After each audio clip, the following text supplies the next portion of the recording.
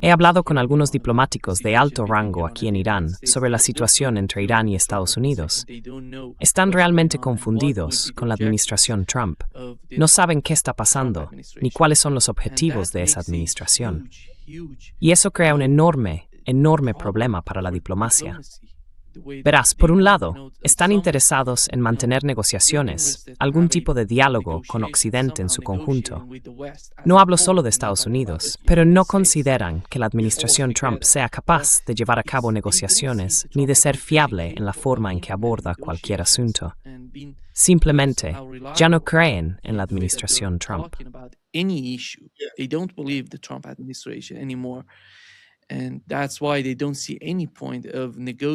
Y por eso no ven ningún sentido en negociar, ya sabes, con la administración Trump. Y el otro punto, John, que mencionaste, creo que en el caso de Ucrania, es la forma en que la administración Trump, o Donald Trump en persona, ha cambiado por completo la naturaleza de las negociaciones, al poner, ya sabes, a las dos personas que están llevando a cabo esta negociación, Steve Witkoff y ahora Jared Kushner. No son diplomáticos.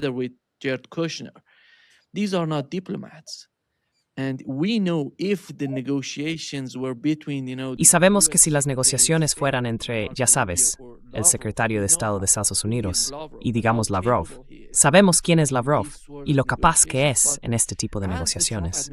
Pero como la administración Trump decidió poner a estas dos personas, que no son diplomáticos, en primera línea para hablar con los rusos no pueden enviar a Lavrov a negociar con ellos, porque no tienen el mismo rango. Por eso es tan difícil alcanzar cualquier tipo de acuerdo. Y, como has mencionado, estamos dando vueltas. De algún modo siempre llegamos al mismo punto, y las cosas simplemente no avanzan.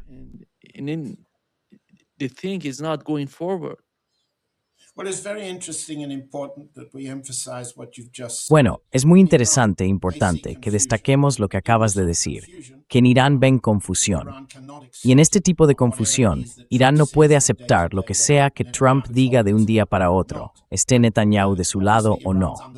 Y obviamente, Irán vuelve a estar bajo presión. Puede que tengamos tiempo para volver sobre eso.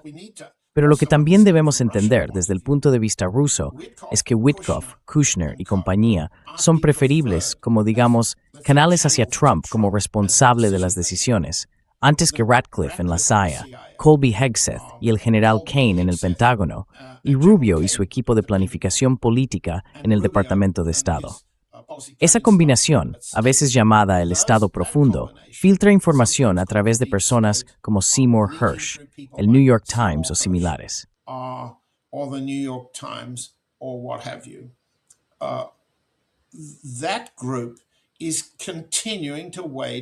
Ese grupo sigue librando la guerra contra Rusia.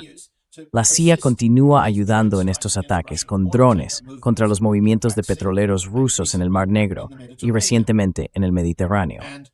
Y ese grupo, Rubio, evidentemente, es retóricamente el más hostil a cualquier forma de acuerdo con Rusia en cuestiones de garantías de seguridad, seguridad mutua, desmilitarización y similares. Ese grupo está estrechamente alineado con los planes del pequeño canciller de Alemania, Friedrich Merz, y del pequeño primer ministro de Inglaterra, Keir Starmer. En particular, esa alineación faccional vincula el plan europeo de continuar la guerra con el pensamiento estadounidense sobre cómo debilitar a Rusia a largo plazo, mientras que la parte estadounidense organiza sus capacidades de combate hacia China en el Lejano Oriente, hacia Irán en Oriente Medio,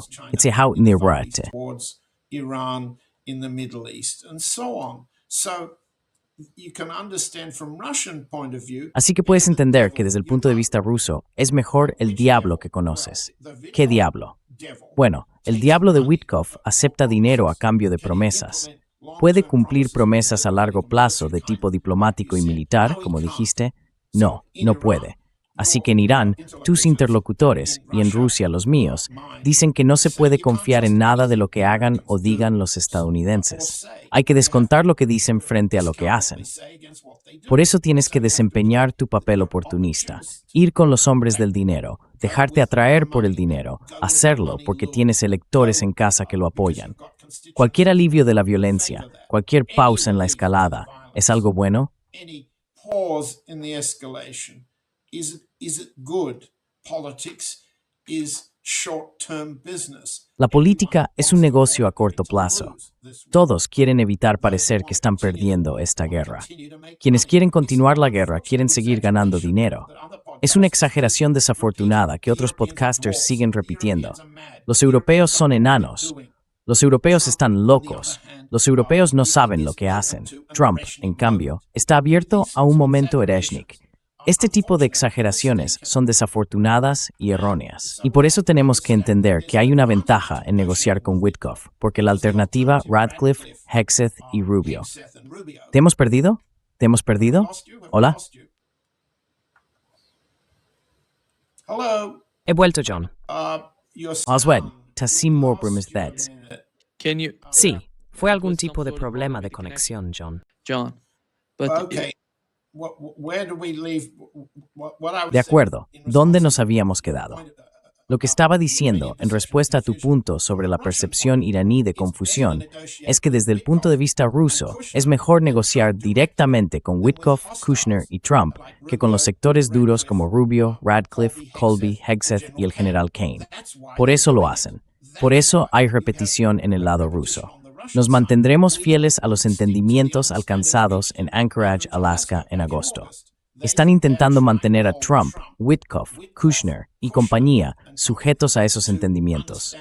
Entienden perfectamente que bajo esos acuerdos, Radcliffe en la CIA y todos los demás han estado ocupados intensificando la guerra donde pueden, en el mar, en las zonas profundas de refinado de petróleo ruso, en los ferrocarriles, donde sea. Esto es lo que Rusia quiere llamar terrorismo. Es guerra. Y es mejor negociar con Witkoff y Kushner que con esos guerreros estadounidenses. Esa es la visión. That's the line. That's the view. John, how do you understand the attacks? John, ¿cómo entiendes los nuevos ataques a Odessa? ¿Qué pasa por la mente de los rusos? ¿Ves, como has mencionado, que esta guerra podría continuar hasta finales de 2026 o incluso hasta 2027? Y si ese es el caso, ¿qué va a pasar en Odessa? What is going to happen in Odessa? Well, the latest round of attacks Bueno, la última oleada de ataques sigue más o menos el mismo patrón de los últimos meses. Están dirigidos a perturbar a la población civil, cortar la electricidad, apagar las luces, interrumpir el acceso a Internet y eliminar la calefacción, con el fin de reducir la confianza que los habitantes de Odessa tienen en la capacidad del régimen de Kiev para imponer su autoridad en la ciudad, por un lado, y para disuadir el atractivo de Rusia como una oportunidad de negocio, algo que los odesitas siempre tenderán a favorecer. Así que dejar sin suministro eléctrico a la ciudad es una táctica estratégica con ese objetivo político. is a strategic tactic with that political objective. The second target is the port. El segundo objetivo es el puerto, los envíos que llegan, las cargas que trae la navegación y la presencia en la zona de Odessa de equipos de la OTAN que dirigen la guerra naval con drones en el Mar Negro, la guerra de drones contra Crimea y el territorio continental ruso, y la guerra naval de mayor alcance de la que hablamos antes. El ataque, por ejemplo, que tuvo lugar recientemente frente a la costa suroeste de Creta, forma parte de la estrategia de guerra naval centrada en la región de Odessa. Así que los ataques de los últimos días también subrayan eso como objetivo. No veo esta nueva serie de ataques como algo nuevo en cuanto a sus objetivos. Tampoco los considero, en términos de potencia de fuego o detonación, más capaces de cambiar la actitud de Odessa de lo que lo han sido en el pasado. Frame of mind than they have in the past. What we do see is less restrictions. Lo que sí vemos es que el presidente Putin impone menos restricciones políticamente al Estado Mayor en su selección de objetivos, en lo que hemos estado llamando la campaña de guerra eléctrica, menos restricciones para el general Gerasimov a la hora de perseguir esos objetivos. Pero la política sigue siendo la misma. Y no veo, a corto plazo, ningún debate sobre la posibilidad de que la región de Odessa vuelva a ser rusa. No. Ya lo hemos dicho antes, los odesitas se entienden, siempre se han entendido, en las novelas cómicas desde hace casi un siglo, en la forma de pensar a largo plazo de los rusos. Los odesitas siempre se alinean con el dinero. Cuando el dinero está en Kiev, obedecen. Cuando el dinero está en Moscú, obedecen. Se inclinarán en ambas direcciones si se les da la menor oportunidad.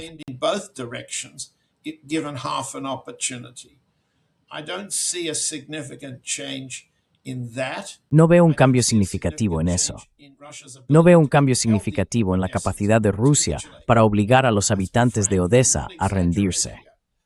Seamos francos, no exageremos aquí. La capacidad de Rusia para forzar una rendición simplemente no existe. No hay ningún momento Ereshnik, como hemos intentado explicar desde el primer disparo de prueba en Dnipropetrovsk.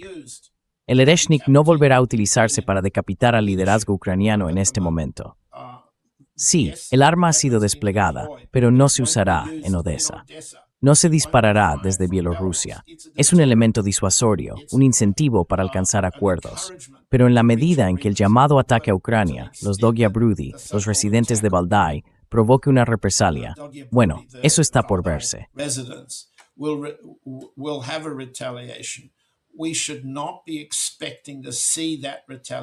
No deberíamos esperar que esa represalia sea más que una respuesta simétrica, un ojo por ojo. Esa ha sido la postura del presidente Putin desde el principio, y estamos muy lejos del final. Así que volviendo atrás, ¿cuál es el futuro de Odessa? ¿Cuál es el futuro de Mykolaiv? ¿Cuál es el futuro de Kharkov? La respuesta es que seguirán siendo ucranianas, en un estado debilitado, muy debilitado. A más largo plazo, lo que Rusia quiere es asegurarse de que no puedan ser utilizadas como plataformas para atacar a Ucrania, a la Novorrusia, a las nuevas regiones rusas, al interior o al mar. Si no se usan como plataformas para eso, la confianza rusa es que con el tiempo votarán por el dinero. Volverán a alinearse con Rusia. Pero si el dinero está en Kiev, allí se quedarán.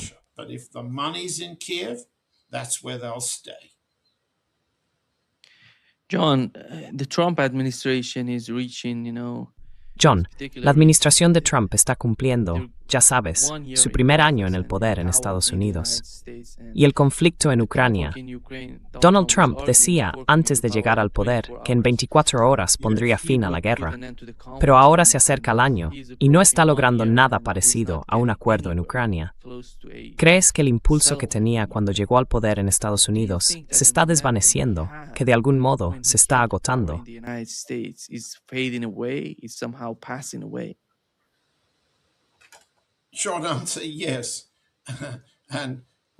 Respuesta corta, sí.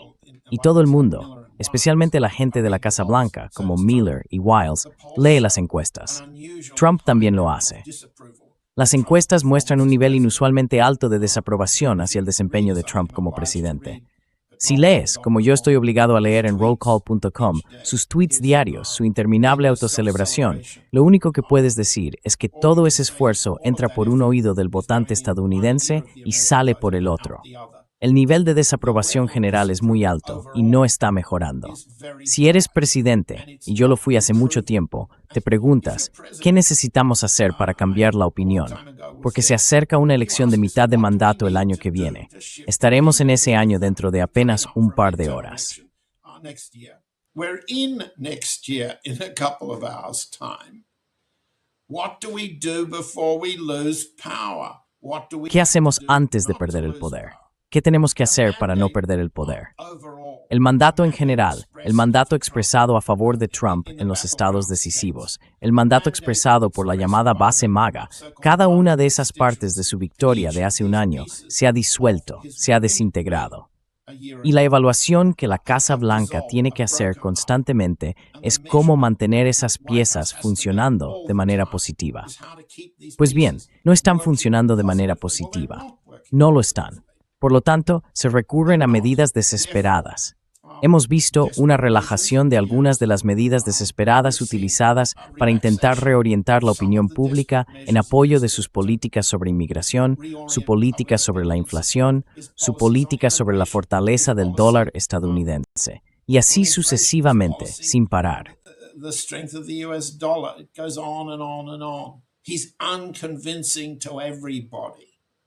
No resulta convincente para nadie, así que el mandato se ha debilitado. Un mandato debilitado provoca más movimientos desesperados por parte de personas como Stephen Miller, Susie Wiles, Howard Lutnick, el secretario de Comercio, y Scott Bessent, el secretario del Tesoro. ¿Señalará Trump, por tanto, un nuevo cambio en enero? ¿Se deshará, por ejemplo, de Hegseth? ¿Sustituirá a Bessent en el Tesoro? Tiene que dejar el mensaje más claro que su flujo diario de tweets para convencer a los votantes en los estados decisivos y en las próximas batallas del Congreso de que él está al mando, como no deja de decir, y nadie está convencido. Por tanto, es un perdedor. Ese es el único detonante de la psicopatología de Trump. El miedo a ser un perdedor desencadena su violencia. Fear of being a loser triggers his violence.